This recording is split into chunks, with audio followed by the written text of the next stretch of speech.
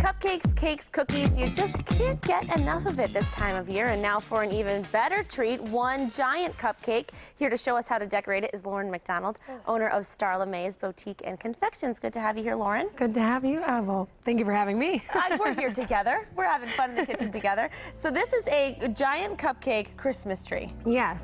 What I use is the Wilton Cake Pan. It takes about 40 minutes to cook it at about 350 degrees. You want to keep rotating it so that way it cooks evenly. And then you want to let it cool for about an hour.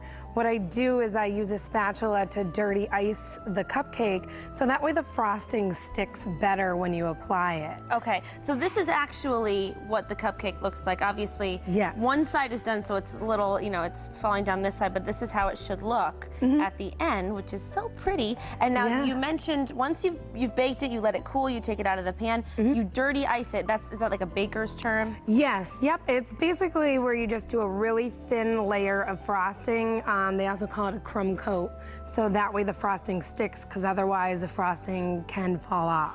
So that way it makes it nice and steady, and that way when you're actually frosting it, it will stick right to it. And you don't get crumbs and all that in there. Ah, that makes sense. So I brought two of my bags. This one I'm using the tip on them. They all have the numbers. This is a 12. I always use a 12 on the bottom because it makes it a circle. Oh, okay. Now, how do you get the colors of the frosting? You just use food coloring for that? I have the different colorings. You can use a whole bunch of different brands. I like to use the Wilton or AmeriColor. For the brown, I did that. To get the tree color, I used two different ones. This one's like a forest green, and this is a leaf green. That way it gave it more of a Christmas tree color. Yeah, it's a really nice color. Now, the tips, they're all different shapes. Yes. So obviously for the bottom, you said you want to use a round one. Now, how would you go about? For the top, I use this tip. It's a 1M. Okay. And what I actually do, because it's more closed, is I put pliers in it and I open it a little bit.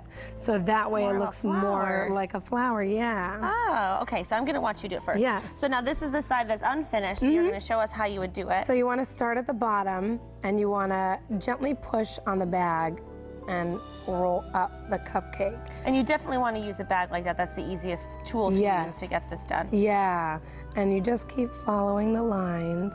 Now, what if you're with your kids at home in the kitchen, you want to make this, you don't have these fancy bags, what else could you use? You can use sandwich bags. You could? That would work? What you want to do on the sandwich bag, where you would have a seam, you want to put some tape.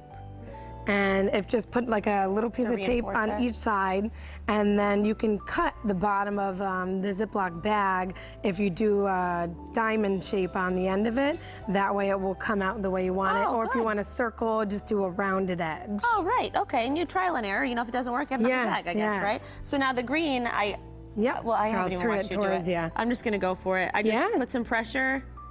Oh. You want to squeeze a little more till you think it's like almost too much. Yep. Oh. So your side will look really pretty. No, yours will look great. All right, so now the tools that you can get at any craft store, any party supply store? Yep, they're very easy to find. Even now, some grocery stores carry them in stock. They don't carry the tips, but they do carry the bags a lot. And they have the colors. Regular sandwich bags that you could use too. Yeah. I'm having fun, Lauren. This is use great. the sandwich bags a lot, actually. Oh, really? Especially for like writing names and stuff. That way I don't have to worry about switching the tips. For these, it is easy though. You just twist them off. Okay. Oh, there we go. Okay, now the red dots that you put on there, those are the ornaments or decorations. Yes, I have some sugar pearls. Okay, and you just scatter them over it? Yep, it's great to put them on when the frosting is still wet. Okay. If you let it dry, they won't stick as easy. They'll just kind of roll. Right. And then you could always get other colors and you could decorate it any way you want. And this could be a centerpiece for Christmas. Yes. I wouldn't want to eat it though. It's too pretty. Well, maybe my side I would eat because it's not as pretty as yours. I'll keep working on it, Lauren. Thank you so much for showing us how to make it. Thank you. Happy holidays. Yes, happy holidays. As always.